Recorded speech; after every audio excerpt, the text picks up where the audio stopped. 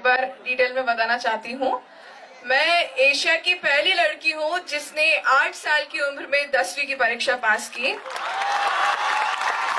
10 साल की उम्र में 12वीं किया, 13 साल की उम्र में ग्रेजुएशन करके मैं इंडिया की यंगेस्ट जर्नलिज्म ग्रेजुएट बनी और 15 साल की उम्र में पीजी किया। जब मैं 16 इयर्स की थी तब मैंने पीएचडी में दाखिला लिया और टेबल टेनिस में नेशनल चैंपियन रही, साउथ एशियन चैंपियन भी हूँ और मुझे वर्ल्ड में 6th पोजीशन में मिला है। और मैं दोनों हाथों से लिख सकती हूँ जिसे हम एम्बिडेक्स्ट्रस कहते हैं और टाइपिंग में A to Z सिर्फ 2 सेकंड में टाइप कर सकती हूँ और मैं एक पियानो प्लेयर और सिंगर भी हूँ। जैसे कि आप सबको पता है कि मैं हैदराबाद से हूँ, तो हैदराबाद की जो बिरयानी होती है वो सिर्फ 25 मिनट में बना सकती हूँ। तो मैं कहना चाहती हूँ कि खुशी उन्हें नहीं मिलती जो अपने शर्तों पर जीते हैं, खुशी उन्हें मिलती है जो दूसरों की खुशी के लिए अपने जिंदगी के मायने बदल देते हैं। और आज हम सब बहुत खुशनसीब हैं कि सब खुशनुमा हस्ती हमारे बीच है, तो मैं उन्हें सलाम करती हूँ। नेक लोगों की सोबत में हमेशा भलाई ही मिलती है, जब हवा फूलों से गुजरती है तो वो भी खुशबूदार हो जाती है।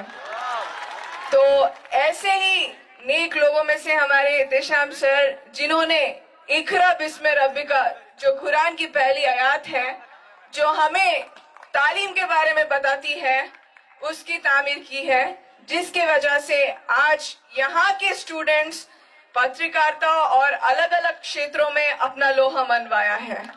तो एक बार जोरदार तालियां होनी चाहिए मैनेजमेंट के लिए।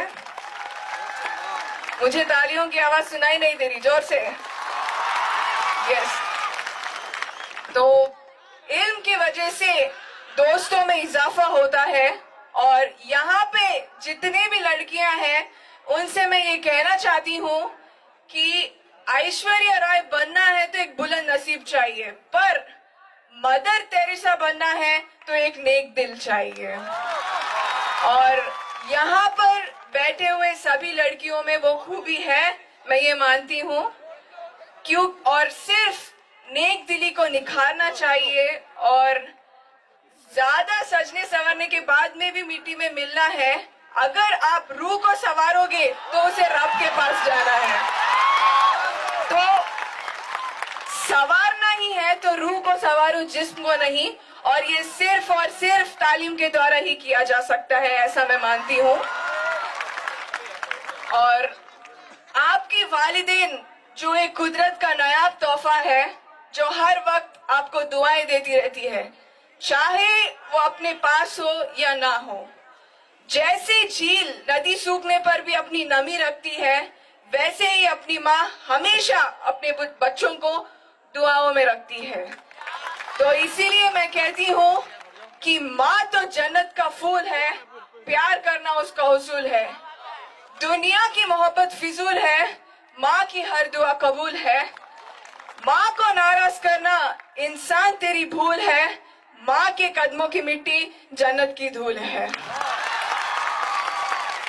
और मैं कहना चाहती हूँ कि अपनी जबान की तेजी उस पर मत चलाओ जिसने तुम्हें बोलना सिखाया। जैसे कि मैंने अपना जो स्कूलिंग है वो पुराने शहर के चंद्रन गुट्टा का जो सेंट हिल स्कूल है वहां से किया।